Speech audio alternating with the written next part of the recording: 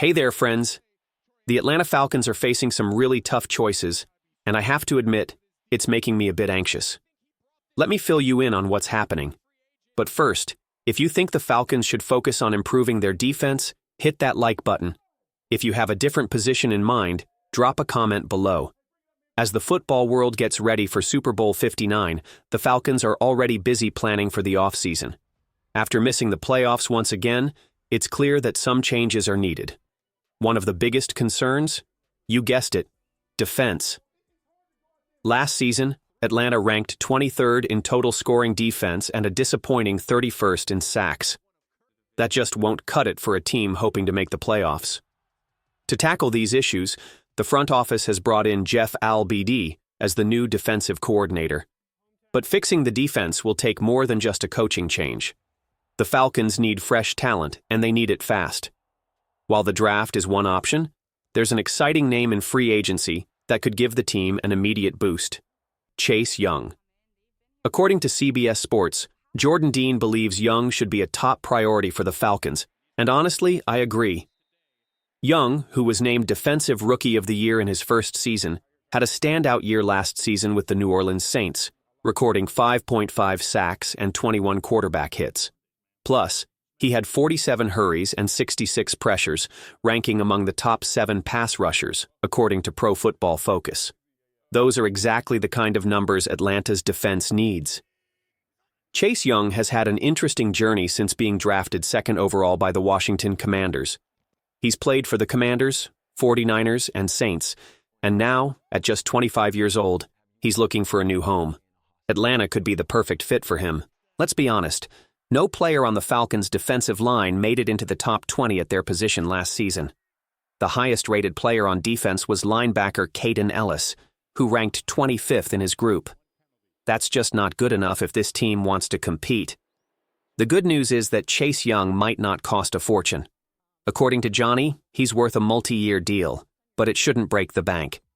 That's great news for Falcons fans, especially considering the team's current salary cap situation.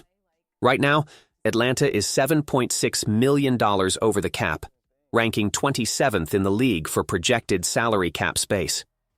Bringing in Young will require some careful financial planning, but it's definitely doable. Last year, Young signed a one-year deal worth $13 million with the Saints.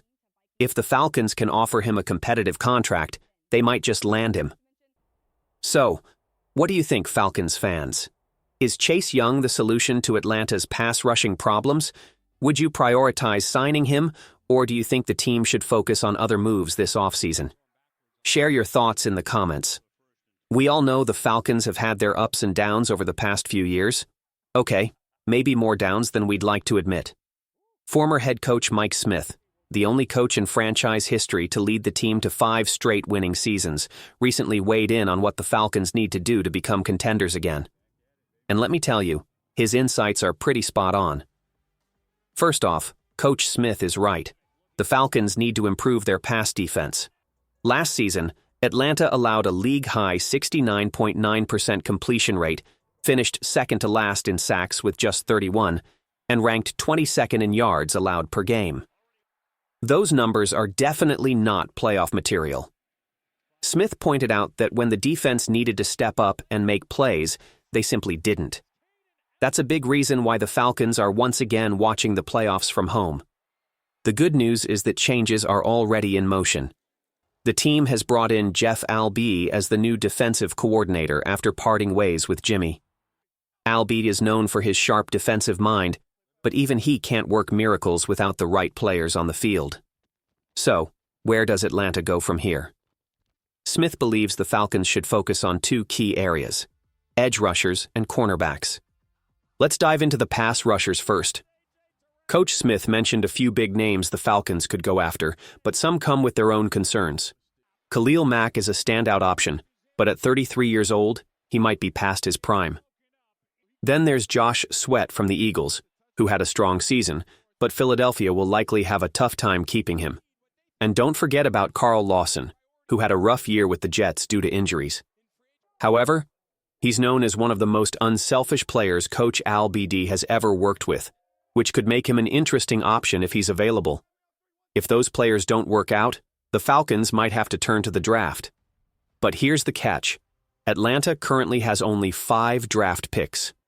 Smith believes there will be talks about trading some assets to gain more draft capital. But that's easier said than done, especially with the Falcons sitting $1 million over the cap.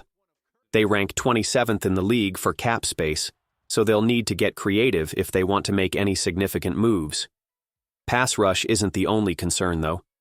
Smith also pointed out the need for a solid number 2 cornerback to pair with A.J. Terrell. He mentioned potential options like DJ Reed from the Jets, Charvarius Ward from the 49ers, and Rasul Douglas from the Bills. Reed has a history with Al-BD, but his market value might be too high for Atlanta's budget. And let's not forget about the safety position. Justin Simmons is headed to free agency, leaving a gap next to All-Pro safety Jesse Bates III. Smith highlighted 3 promising young free agents: Javon Holland, Talanoa Hufanga, and Cameron Bynum. Holland, in particular, stands out with 301 tackles and 5 interceptions over 4 seasons with the Dolphins. He could be a game-changer for Atlanta's secondary if they can sign him. We all know the Falcons' offense has a bright future. Michael Penix Jr. is showing promise at quarterback, Bijan Robinson is a powerhouse in the backfield, and Drake London is developing into a top-tier receiver. But if this team wants to end its 7-year playoff drought, the defense has to step up, and quickly. So what do you think, Falcons fans? Should the team prioritize signing a big-name pass rusher, or would you rather see them target a top-tier cornerback or safety? How should they navigate their salary cap situation to make these moves happen? Share your thoughts in the comments below. Jeff Al-Badi is officially back with the Falcons as their new defensive coordinator, and head coach Raheem Morris is counting on their long-standing connection to help turn this defense around. But make no mistake, this wasn't just a casual reunion between 2 old friends catching up. According to Albd, his interview process was anything but ordinary. Despite their close relationship that dates back to their coaching days in Atlanta from 2015 to 2020, Morris and the Falcons' front office approached Albad's interview with professionalism and thoroughness. "It wasn't just Raheem and I hanging out as friends," Al-BD said.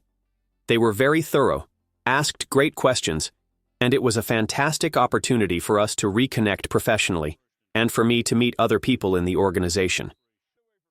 Al-BD described the process as amazing and expressed his gratitude for landing the job on January 18th. However, it wasn't an easy path for Al-BD. The Falcons interviewed 6 other candidates for the position, including big names like Dan Quinn, Steve Wilks, and Matt Eberflus, all of whom have since secured defensive coordinator jobs elsewhere.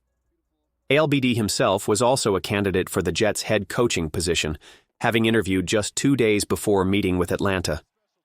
Still, he felt that Atlanta was the right fit for him and his family. "Over the 6 years I've been here, this has really become home for us," Al-BD said. "My daughter graduated from here, my 2 sons went to high school here, and my wife and kids have embraced Atlanta as home. The opportunity to come back is exciting for all of us." Of course, not everyone is thrilled with the hire. Some critics have labeled it a buddy-buddy move, questioning whether their familiarity might cloud their judgment when it comes to building a winning defense. But Al-BD sees their relationship as a strength, not a weakness.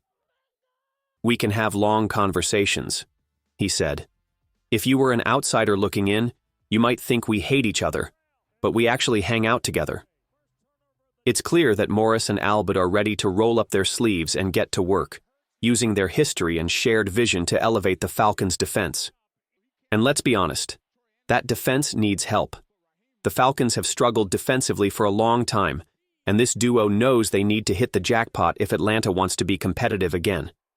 Familiarity can be a risk, but it can also be the secret ingredient to success. So, what do you think, Falcons fans? Do you believe Morris and Al-BD can turn things around, or should the team have brought in some fresh talent? Share your thoughts in the comments below.